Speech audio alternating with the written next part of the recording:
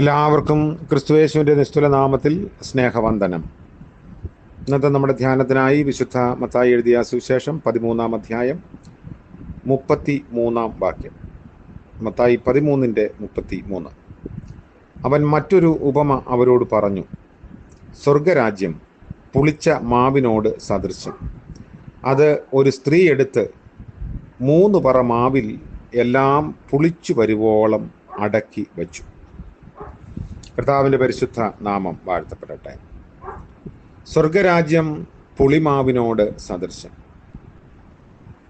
അത് ഒരു സ്ത്രീ എടുത്ത് 3 പറ മാവിൽ എല്ലാം പുളിക്കുന്നത് വരെ അടക്കി വെച്ചു. മതപരമായ വിഷയത്തിൽ ദുഷ്ടതയുടെ വർധനവും ഇവിടെ നമുക്ക് കാണാം. പുളിപ്പ് മലിനതയിൽ നിന്നും രൂപം പ്രാപിക്കുന്നതാണ്. അത് ഏതിനോട് മിശ്രപ്പെടുന്നുവോ അതൊക്കെ മലിനപ്പെടും. ഭോജനയാഗത്തിൽ അത് ഒഴിക്കാൻ കൽപ്പിച്ചിരിക്കുന്നതിൽ നിന്നും അതിൻ്റെ ആത്മീയ പ്രാധാന്യം നമുക്ക് ഗ്രഹിക്കാൻ സാധിക്കുന്നുണ്ട്. ഭോജനയാഗം നമ്മുടെ കർത്താവിൻ്റെ ഭൂമിയിലെ പൂർണ്ണതയുള്ള ജീവിതത്തെയാണ് സൂചിപ്പിക്കുന്നത്. പഴയ നിയമകാലത്തിൽ അത് ഒരു നിഴലായി കാണുന്നുവെങ്കിലും അതിൻ്റെ പൊരുൾ പുതിയ നിയമത്തിലാണ് നമ്മൾ കാണുന്നത്. പെസഹായുടെ കാലത്ത് അവരുടെ ഭവനങ്ങളിൽ പുളിപ്പ് പാടില്ലെന്ന് ഇസ്രായേലിനോട് കൽപ്പിച്ചിട്ടുണ്ട്. പുളിപ്പില്ലാത്ത അപ്പത്തിൻ്റെ പെരുന്നാളിൽ ഇസ്രായേലിയർ പുളിപ്പില്ലാത്ത അപ്പം ഭക്ഷിക്കണമായിരുന്നു. പുതിയ നിയമത്തിൽ പരീശരുടെയും സദൂക്യരുടെയും പുളിമാവ് എന്ന് പറഞ്ഞിരിക്കുന്നത് അവരുടെ ഉപദേശത്തെക്കുറിച്ചാണ്. അത് തുടർന്നുള്ള അധ്യായങ്ങളിൽ, അതായത് മത്തായി 16-ാം അധ്യായത്തിലൊക്കെ നമുക്ക് കാണാം. പരീശരുടെ പുളിമാവ് കപടഭക്തിയാണെന്ന് വളരെ വ്യക്തമായി പറഞ്ഞിട്ടുണ്ട്. സദൂക്യരുടെ പുളിമാവ് മരിച്ചവരുടെ പുനരുത്ഥാനത്തെ നിഷേധിക്കുന്നതാണ്. ഹേരോദാവിൻ്റെ പുളിച്ച മാവിനെ കുറിച്ചും മർക്കോസ് 8-ാം അധ്യായത്തിൽ പറഞ്ഞിരിക്കുന്നു. ഇതിൻ്റെ അർത്ഥം ലോകമാലിന്യവും അക്രമവുമാണ്. ഹേരോദാവ് ഒരു പ്രൊവിൻസിൻ്റെ രാജാവോ ഗവർണറോ ഒക്കെ ആയിരുന്നു. വീണ്ടും ദുഷ്പരിചയവും ദുരുപദേശവും ഇവ രണ്ടും പുളിപ്പായിട്ട് പറഞ്ഞിട്ടുണ്ട്. പൗലോസ് കൊരിന്ത്യർക്ക് എഴുതിയ 1-ാം ലേഖനം 5-ാം അധ്യായത്തിലും അതുപോലെ ഗലാത്യർ 5-ലും ഒക്കെ ഇതിനെ ഒന്ന് സൂചിപ്പിക്കുന്നുണ്ട്. ഇവിടെ 3 ഇടങ്ങഴി അഥവാ ഒരു ഏഭാ ഭക്ഷണം ക്രിസ്തുവിനെ അവൻ്റെ ജനത്തിൻ്റെ ഭക്ഷണമായി ചിത്രീകരിക്കുന്നു. യോഹന്നാൻ എഴുതിയ സുവിശേഷം 6-ാം അധ്യായത്തിൽ സ്ത്രീ എന്ന് പറയുന്നത് നാമധാരിയായ സഭയാണ്. അഥവാ സഭയെന്ന് അവകാശം പറയുന്ന സംഘടന പഠിപ്പിക്കാൻ ഉള്ള കൃപാപരമുള്ളവൻ എന്ന അർത്ഥത്തിലാണ്. അതായത് സഭയെ ഉപദേശിക്കുന്ന ഒരു സമൂഹമായിട്ടാണ് കാണുന്നത്. ഒരു സ്ത്രീ ഏഫയിൽ ഇരിക്കുന്നതായി സെക്കരിയ പ്രവാചകന്റെ പുസ്തകം 5-ാം അധ്യായത്തിൽ നമ്മൾ വായിക്കുന്നു.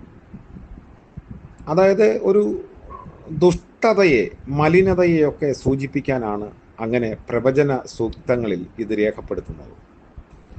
സെക്കരിയാവ് പറയുമ്പോൾ അവളെ ഈയപ്പലകയുടെ കീഴിലാക്കി വെച്ചിരിക്കുന്നുവെന്നാണ്. ഈയപ്പലക പുതിയ നിയമഭാഷ്യത്തിൽ പരിശുദ്ധാത്മാവിനെ സാദൃശീകരിക്കുന്നുണ്ട്. അതായത് കർത്താവിൻ്റെ ഉൽപ്രാപണ സമയത്ത് പരിശുദ്ധാത്മാവ് മാറ്റപ്പെടുന്നത് പോലെ ഈ സ്ത്രീ മാറ്റപ്പെടുന്നു. അതായത് ബാബിലോണാകുന്ന വ്യാജസഭയുടെ മതപരവും രാഷ്ട്രീയവുമായ നില. അവൾ ഏഭയെ ഭൂമിക്കും ആകാശത്തിനും മധ്യയെ കൊണ്ടുപോകുന്നു. അവളുടെ മതം ലൗകികമായതാണ്. അത് പൂർണ്ണമായി ഭൗമികവും പൂർണ്ണമായി സ്വർഗീയവുമല്ല. അവൾ സീനാർ ദേശത്ത് ഒരു വീട് പണിയാൻ പോകുന്നു.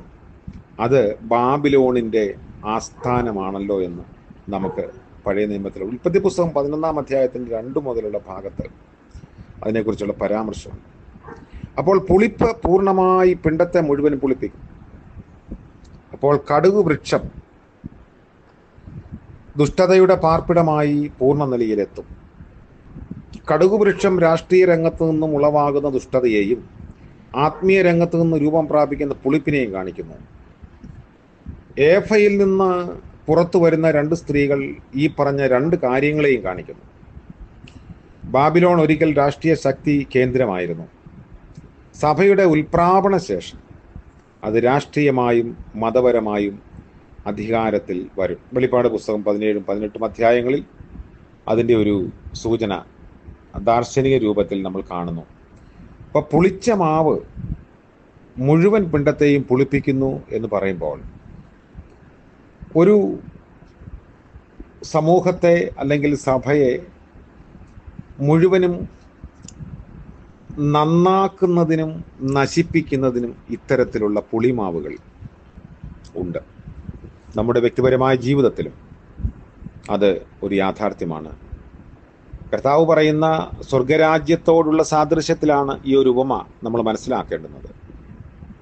സ്വർഗരാജ്യം അങ്ങനെയാണ്, അത് ചെറുതാണ്, ഒരു പക്ഷെങ്കിൽ അത് ദൃശ്യമായ ആകണമെന്നില്ല. എന്നാൽ അത് എല്ലാ ഇടങ്ങളെയും വ്യാപിക്കുകയും അതിനെ രൂപപ്പെടുത്തുകയും രൂപാന്തരപ്പെടുത്തുകയും ചെയ്യും. നമ്മെക്കുറിച്ച് ദൈവം ആഗ്രഹിക്കുന്നത് നമ്മൾ ഉൾപ്പെട്ടിരിക്കുന്ന ഇടങ്ങളിൽ സ്വർഗരാജ്യത്തിൻ്റെ സ്വഭാവം നമ്മിലൂടെ വർദ്ധിപ്പിക്കാനാണ്. അതിന് ദൈവം നമ്മളെ സഹായിക്കട്ടെ. പ്രാർത്ഥിക്കാം. കരുണ നിറഞ്ഞ വാഴ്ത്തപ്പെട്ട ഞങ്ങളുടെ ദൈവമേ, സ്വർഗീയ പിതാവേ, അനുഗ്രഹീതമായ പുതിയ പ്രഭാതം ദാനമായി നൽകിയതോർത്ത് ഞങ്ങളങ്ങേ വാഴ്ത്തുന്നു. ഇന്ന് പകലിൽ ദൈവകൃപയിൽ ആശ്രയിച്ച് ജീവിപ്പാൻ ഞങ്ങളെ സഹായിക്കണമേ. ഞങ്ങൾക്ക് ലഭിച്ചിരിക്കുന്ന സ്വർഗരാജ്യത്തിൻ്റെ സ്വഭാവവും തനിമയും ഞങ്ങൾ ഇടപെടുന്ന മേഖലകളിൽ വ്യക്തികളോടൊക്കെ ഒന്ന് പങ്കുവയ്പ്പാൻ ഞങ്ങളുടെ ഹൃദയങ്ങളെ ശുദ്ധീകരിക്കണമേ. സ്വർഗീയ രൂപപ്പെടലിൻ്റെ വക്താക്കളാക്കി ഞങ്ങളെ ഇന്ന് തീർക്കണം. പ്രഭാതം മുതൽ പ്രദോഷം വരെയും അവിടുത്തെ കരുണയിൽ ആശ്രയിക്കുന്നു. യേശു മശിഹ മൂലം ഞങ്ങളുടെ പ്രാർത്ഥന ദയവോടെ കേൾക്കുമാറാകണമേ. ആമേൻ. ത്രിയേക ദൈവത്തിൻ്റെ അനുഗ്രഹവും കാവലും നമ്മോട് നമ്മുടെ ആവശ്യങ്ങളോടും കൂടെ ഇപ്പോഴും എന്നേക്കും ഉണ്ടായിരിക്കുമാറാകട്ടെ. ആമേൻ.